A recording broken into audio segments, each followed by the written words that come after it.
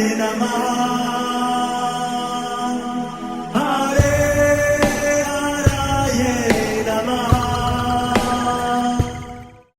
हरे कृष्णा। आज हम भगवत गीता अध्याय 5 श्लोक नंबर 22 सीखेंगे। चलिए शुरू करते हैं। ये ही संस्पर्शजा भोगा दुख योनय एव ते आद्य अंतवंत कौन्तेय न तेषु रमते बुद्धः। अब हम इसे धीरे धीरे बोलकर समझते हैं। ये ही संस्पर्शजा भोगा दुख योनय एव ते आद्य अंतवन्तः कौन्तेय न तेषु रमते बुद्धः। अब हम इसे फिर से गाकर देखते हैं। ये ही संस्पर्शजा भोगा दुख योनय एव ते आद्यन्तवन्तः कौन्तेय न तेषु रमते बुद्धः। अब हम समझते हैं भगवान श्री कृष्ण इस श्लोक में हमें क्या बता रहे हैं।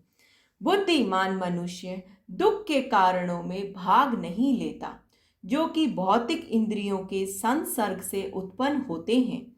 हे कुंती पुत्र, ऐसे भोगों का आदि तथा अंत होता है, अतः चतुर व्यक्ति उनमें आनंद नहीं लेता। हरे कृष्णा। चलिए प्रभु जी से अब हम इस श्लोक के बारे में अच्छे से समझते हैं। हरे कृष्णा। तो यहाँ पर भगवान श्री कृष्ण इस संसार का बहुत बड़ा सत्य बता रहे हैं, और जो भगवान श्री कृष्ण बता रहे हैं वो हम सबका अनुभव है, और फिर भी हम वो चीज़ नहीं समझ पाते। भगवान ने पिछले श्लोक में बोला सुखम अक्षयम अश्नुते। जब हम भक्ति में आगे बढ़ते हैं तो हमें बहुत सुख या बहुत आनंद की प्राप्ति होती है, और वह आनंद कैसा है? अक्षय। वो ऐसा आनंद है जो सदैव बढ़ता रहता है। पर यहाँ इस संसार में जब हम लोग देखते हैं, यहाँ पर भी तो कुछ मज़े की चीज़ें हैं। उनका मज़ा कैसा है? इस संसार का सुख कैसा है? इस संसार का आनंद कैसा है? इसके बारे में भगवान यहाँ पर बहुत अद्भुत बात बता रहे हैं। पहली आदि लाइन में भगवान ने बोला ये ही संस्पर्शजा भोगा। जो इंद्रिय और विषयों से उत्पन्न होने वाली भोग है, उनका क्या मुख्य गुण है? दुख योनय एव ते। वो वास्तव में उनके अंदर दुख का बीज है, वो दुख का कारण है। इसका मतलब अगर आज हम किसी भी चीज को लेकर दुखी हैं, तो उसके मूल के अंदर कहीं ना कहीं ये भोग की इच्छा की वजह से हम यहाँ दुख पा रहे हैं। दुख का जो मूल है, दुख आया कहाँ से है? भोगों से आया है, भोगों की इच्छा से आया है। और भोगों के बारे में मैंने कल बताया था, 5 हमारी ज्ञानेंद्रिया है। जब 5 ज्ञानेंद्रिया का उनके विषयों के साथ मिलन होता है तो वह भोग कहलाता है। जैसे जीभ का भोग है स्वाद, वो बहुत स्वादिष्ट खाने के लिए लालायत रहते हैं। अरे ये खा लेता हूँ, ये खा लेता हूँ, बहुत स्वाद है, मज़ा आ गया जी, मज़ा आ गया, शानदार खाना था। आँखों का भोग है कुछ सुंदर वस्तुएं देखना। टीवी है, इंटरनेट है, तरह तरह की पिक्चरें है, जगह जगह पे लोग घूमने जाते हैं, वो सब कहाँ आ गए? ये सब आँखों का भोग है। कानों का भोग है जब हम अपनी प्रशंसा सुनते हैं, तरह तरह के तड़क भड़क के फिल्मी भजन सुनते हैं, जो वास्तव में नाम के भजन होते हैं पर वास्तव में भजन नहीं होते। और नाक से तरह तरह के जो इत्र होता है, सेंट होते हैं, उनको सूंघना चाहते हैं, और स्वादिष्ट भोजन रास्ते में चल रहे हैं, मार्केट में खुशबू आ रही है खाने की और वहीं भागे की तरफ चले जाते हैं, आहा क्या शानदार खुशबू आ रही है। तो ये सारे भोग क्या करते हैं, हमको खींच के लेके जाते हैं। और ये सब का अनुभव है, जिसने भी जितना समय बिताया है उन सब को ये अनुभव है क्या, कि दुख योनय, वो दुख का बीज लेके घूमते हैं। जो भी ये भोग हैं शुरू में तो बढ़िया लगेगा, धीमे धीमे धीमे जाके वो हमको बुरी तरह कष्ट देने लग जाते हैं। जितना भी जो नशा करने वाले हैं शुरू में कैसे थे कि चलो ठीक है, दोस्त ने सौगंध दे दी इसलिए पी लिया, फिर धीमे धीमे ऐसी आदत पड़ गई कि पूरा शरीर जल रहा है फिर भी नहीं छोड़ पाते, और वो दुख का बीज अब पूरा बहुत बड़ा दुख एक पहाड़ बन गया। जितने जो नशा की आदतें हैं, यहाँ तक चाय, लोग सोचते हैं क्या है, सब लोग पीते हैं, थोड़ा पी लेते हैं, पर वही चाय धीमे धीमे जाके तरह तरह की बीमारियां उत्पन्न करती है। और हम लोग सोचते हैं अरे इतनी सारी बीमारियां कैसे हो रही है। वास्तव में चाय की वजह से बहुत तरह की बीमारियां होती है। कई लोगों को बाहर का खाना बहुत पसंद आता है, चलो यार बाहर जाके आए तो कुछ तो खा के आएंगे, तो वो सब जीभ के स्वाद के सुख में भागते हैं। तो सुख तो आता है, बिल्कुल आता है। तो भगवान इसका गुण बता रहे हैं कि क्या गुण है उसमें, आद्यंतवंतः कौन्तेय, ये सारे भोग ऐसे हैं तो थोड़े समय के लिए रहते हैं। पूरा दिन प्लानिंग करते हैं, आज शाम को मैं मार्केट में ये खा के आऊँगा, पूरा मन वहाँ लग जाता है, वाह ये चटनी लगाऊंगा, ये समोसा खाऊंगा, पूरा प्लानिंग चल रही है। और खाया 10 मिनट में फिर सारा जो जिसके लिए इतने लाए थे, जिसके लिए इतना व्याकुल थे, बस वो स्वाद खत्म। जितने विषय भोग है वो सब क्षणिक है, कुछ समय के लिए रहते हैं और उसके बाद में फिर हमें व्याकुल करते हैं कुछ दिनों के बाद। तो यहाँ पर बताया गया ये क्षणिक होने की वजह से हमें ज़्यादा दुख पहुँचाते। क्यों, हम तो चाहते मुझे और मज़ा चाहिए और मज़ा चाहिए, पर संसार का सुख हमको और मज़ा नहीं दे सकता, इसीलिए हम और ज़्यादा व्याकुल हो जाते हैं। जब नशा करते हैं तो पहली बार कुछ करते हैं तो उनको बड़ा मज़ा आता है, अगली बार वैसे ही लोगे तो मज़ा नहीं आएगा, उनको क्वांटिटी बढ़ानी पड़ेगी। तो इस तरह से क्या होता है, ये एक ऐसा जाल है जिसमें लोग फंसते चले जाते हैं।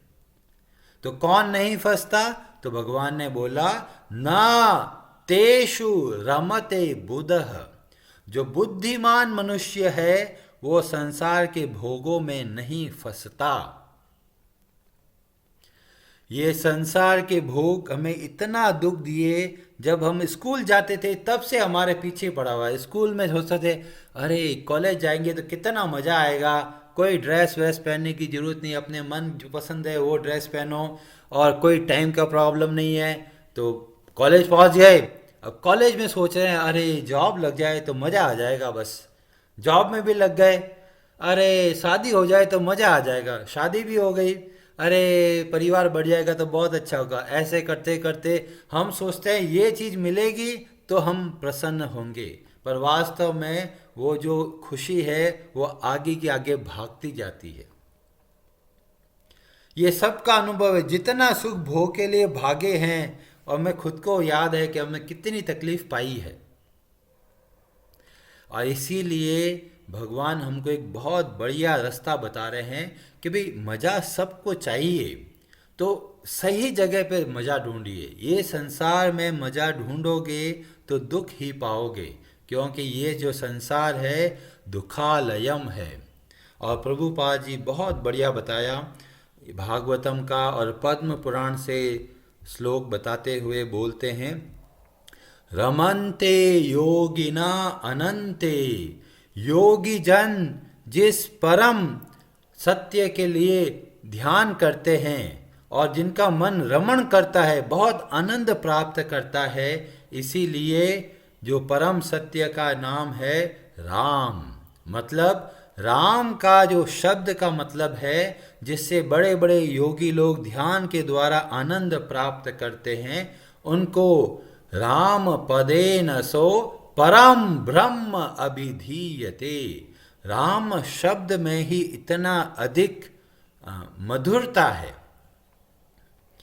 बहुत सारे भजनों में आपने सुना होगा, अखिलम मधुरम मधुराधिपते अखिलम मधुरम। भगवान का हर रूप हर लीला बहुत ही मधुर है। तो वहाँ पर भी आनंद है, पर वहाँ जो आनंद है वो अक्षय है। और इस संसार का जितना आनंद है वो बोलते हैं कि बहुत ही थोड़े समय के लिए रहता है। और भागवतम में भी बोलते हैं कि जो सुख के लिए हम भाग रहे हैं संसार के, वो सुख तो जानवरों को भी मिलता है। तो ये इतना दुर्लभ मनुष्य शरीर प्राप्त होकर इस संसार के भोगों के पीछे मत भागिए और अपना समय भगवान की भक्ति में लगाइए, क्योंकि जब भगवान की भक्ति में लगाते हैं तो वास्तव में हमें परम आनंद की प्राप्ति हो सकती है। तो इतना महत्वपूर्ण समय हम संसार के भोगों में लगाकर व्यर्थ कर देते हैं, फिर बाद में आते अरे पूरा जीवन बीत गया, संसार के भोगों के लिए भागते रह गए और भगवान का भजन करने का समय ही नहीं मिला।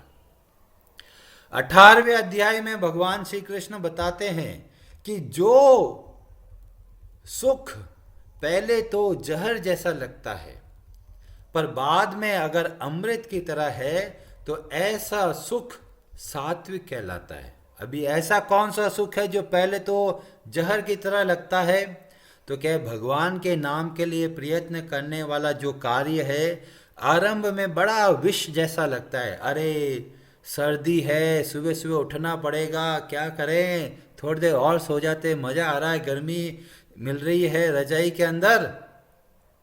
पर सोचते हैं नहीं, भगवान के लिए करना है, उठ के और फिर थोड़ा प्रयत्न कर रहे हैं, तो शुरू में लग रहा है ओखे हो रहे हैं, अरे उठना पड़ेगा, पर भले ही आपको थोड़ी कठिनाई है, पर बाद में बहुत अमृतमय सुख प्राप्त होता है।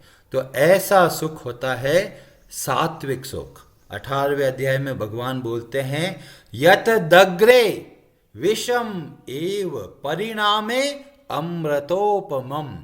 शुरू में अग्र में कैसा है, विष जैसा लगता है, अरे उपवास करना पड़ेगा, तो बड़ा ऐसा लगता है बड़ा कठिन कार्य है, पर परिणामे अमृतोपम, पर परिणाम कैसा है, अमृतमय है। तत् सुखम सात्विकम। और जो संसार के भोग हैं वो कैसे हैं, शुरू में तो बहुत मजा देता है, पर बाद में दुख का रूप है।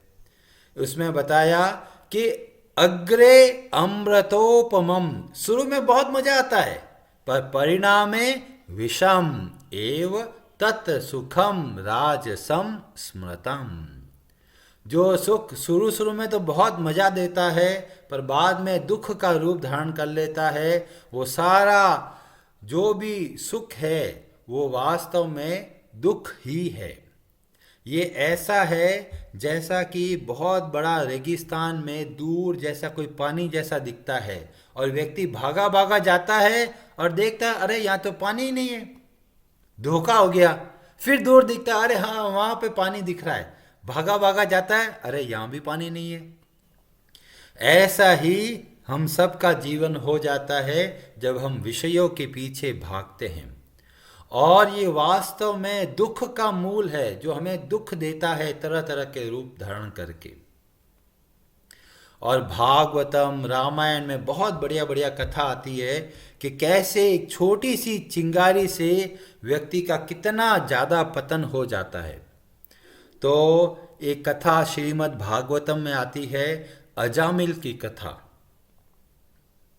अजामिल बहुत अच्छा पवित्र ब्राह्मण परिवार में जन्म लिया और बहुत अच्छा संस्कारी ब्राह्मण थे अजामिल। उसकी पत्नी भी थी शादीशुदा, और एक बार वो कुछ फूल तोड़ने जंगल में गया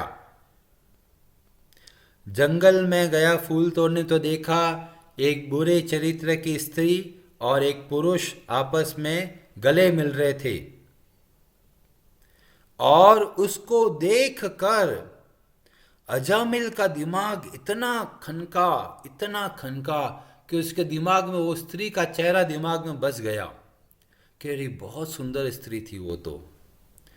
और थोड़े समय बाद में मन में आवाज आ रही है, अरे जाके एक बार देख के तो आओ, कैसी दिख रही थी यार, मैं याद नहीं आ रहा, बहुत शानदार थी। और वो सोचता है चलो क्या है, देखने में क्या जाता है, देख ही तो रहे हैं। और वो गया, देखा, बड़ा मजा आया, कितनी सुंदर है।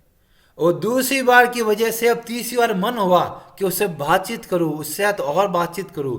और धीमे धीमे करता करता ना उससे कह रहा मैं तेरे से शादी करना चाहता हूं। शादीशुदा होते हुए भी उसको अपने घर पे लेके आ गया, और बहुत उसके चक्कर में बहुत सारे गलत पे गलत कार्य किए। सब गलत कार्य एक के बाद एक आने लगे, और ऐसा करता करता उसके 88 वर्ष बीत गए, बूढ़ा हो गया, बहुत सारे बेटे हो गए। उसमें जो सबसे छोटा बच्चा था वो तो तोतला बोलता था उस वक्त जब वो 88 वर्ष का था, 88 ईयर्स का भी था जब बच्चा छोटा था, 4-5 साल का। बहुत सुख भोगा, एक छोटी सी चिंगारी के एक चीज को देखा और मन बुरी तरह भागा भागा चला गया। अब उसने अपना सारा कर्तव्य कर्म छोड़कर गलत कार्यों में इतना समय बिता दिया, अब प्राण खतरे में आ गया, अब बूढ़ा हो गया है। पर जो सबसे छोटा बच्चा था उसका नाम रखा नारायण। पर ये नाम रखना बहुत अद्भुत है, हमें पता नहीं कि इसका सोर्स क्या है, पर जब तक किसी भक्त की कृपा नहीं होती इस तरह का विचार कभी नहीं आता। किसी कारणवश अपने सबसे छोटे बच्चे का नाम रखा नारायण, और बूढ़ा हो गया तो सबसे छोटे बच्चे में बहुत लाड है, तो हर वक्त बोलता रहता है नारायण नारायण नारायण नारायण। अब उसका जब अंत समय आया तो भयानक यमदूत दिख रहे उनको, और वो बुरी तरह घबरा रहा है, ये कौन व्यक्ति आ गए मेरे को लेके जाने के लिए, और मैं ये शरीर छोड़ना नहीं चाहता, तड़प रहा है। और वो बड़े भयानक यमदूत दिख रहे हैं, बड़ा भयानक पूरा वर्णन आता है, और उसको देख के घबरा रहा है कि भाई क्या करूं, मैं कुछ नहीं कर सकता। तो इतना व्याकुल होकर अजामिल बोलता है नारायण नारायण नारायण, इतना व्याकुल क्रंदन रोता हुआ बोल रहा है। उसका बच्चा तो नहीं आता, वो तो वहीं खेल रहा है। भगवान श्री हरि के विष्णु दूत वहां पर प्रकट हो जाते हैं और बोला, और बहुत बढ़िया कथा आती है कि कैसे यमदूत और विष्णु दूतों में बातचीत होती है, और फाइनली यमदूत वापस खाली हाथ जाते हैं। पहली बार ऐसा होता है कि यमदूत खाली हाथ जा रहे हैं और विष्णुदूत फिर अदृश्य हो जाते हैं। अजामिल को समझ में आता है कि मैंने अपना इतना पूरा समय जिसके लिए भागा वो एक चीज काम नहीं आई, पर एक भगवान का नाम है जो मेरे को काम आ गया। उसी वक्त वो समझ गया, सीधा हरिद्वार गया और भगवान के नाम में जप करता करता सीधा भगवान के धाम को गया। तो कहने का मतलब है कि भगवान का नाम, भगवान की भक्ति अगर थोड़ी भी करी है, वो भी सांकेतिक का मतलब है उसने अपने बेटे को बुलाया पर फिर भी भगवान ने आके सहायता करी। तो इतना महत्वपूर्ण है भगवान की भक्ति, जो हमें जब प्राण कंठ पे आ जाएंगे तो कोई भोग हमारे काम नहीं आएगा, कितना समय पैसा कमाने में लगाया वो कोई काम नहीं आएगा, पर भगवान के दिया गया जो समय है वो ही वहां पर काम आएगा। तो इस अजामिल की कथा से हमें पता चलता है कि ये विषय भोग शुरू में तो बहुत अच्छे दिखते हैं पर धीमे धीमे बहुत दुख का रूप धारण करते हैं। इसीलिए भगवान हमको सावधान कर रहे हैं कि ऐसे भोगों के पीछे मत भागिए। समय के एक समय निर्धारित कीजिए कि भगवान ये समय आपके लिए, और भगवान का नियमित जप कीजिए। और ये कथा क्यों बताई गई? क्योंकि थोड़े श्लोकों पहले सुखदेव गोस्वामी जी नरकों के बारे में बता रहे हैं। बहुत बड़े बड़े भयानक नरकों का वर्णन बताते हैं और बताते हैं कि जो जो जिस जिस गलत कार्य के लिए किया उस वैसा उसको परिणाम मिला।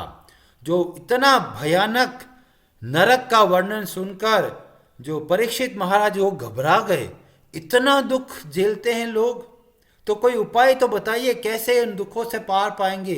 तो फिर ये कथा के माध्यम से बताते हैं कि किस तरह से भगवान का नाम बहुत ही व्याकुलता से आश्रय एक पूर्ण भगवान पे रखकर जब भगवान का नाम लिया जाता है तो सारे नरकों से मुक्ति दिलाने में सक्षम है। तो हमें ये बहुत अच्छे से नियम बनाना है कि हर रोज नियम से भगवान के नाम का जप करना है, भगवान के संबंध में कार्य करना है। अगर ऐसा नहीं करेंगे तो आगे बहुत बड़ा दुख आपका वेट कर रहा है, प्रतीक्षा कर रहा है। और एक बार जो आदत पड़ जाती है उसको से बाहर निकलना बहुत कठिन है। कुछ लोग कर पाते हैं, बहुत सौभाग्य की बात होती है, पर हर कोई लोग ऐसा बुरी आदतों से बाहर निकलना बहुत मुश्किल है। इसीलिए हमें अच्छे से जैसा भागवत गीता में बताया गया है उसके अनुसार अपना जीवन व्यतीत करने का प्रयत्न करना चाहिए। किसी तरह का भी नशा नहीं करना है, किसी तरह का भी मांस मछली अंडा नहीं खाना है। ये नियम बनाना है। 4 नियम बनाए गए जो हमें भगवान से दूर लेके जाते हैं, उनका त्याग करना है। और 4 नियम बनाए गए जो भगवान की ओर लेके जाते हैं, उनका पालन करना है। जैसे कि ABCD। ए का मतलब होता है एसोसिएशन, भगवान के भक्तों के संग में रहिए। B फॉर बुक, बुक का मतलब है शास्त्रों का अध्ययन कीजिए। C का मतलब है चैंटिंग, जप कीजिए। D का मतलब होता है या तो खाना, डाइट, उसको हम भगवान को अर्पण करके और ऐसा खाना खाइए। ये 4 चीज़ें हैं ABCD जो मैं हर रोज नियमित रूप से करनी है। हरे कृष्णा जी, आप सबका बहुत बहुत धन्यवाद।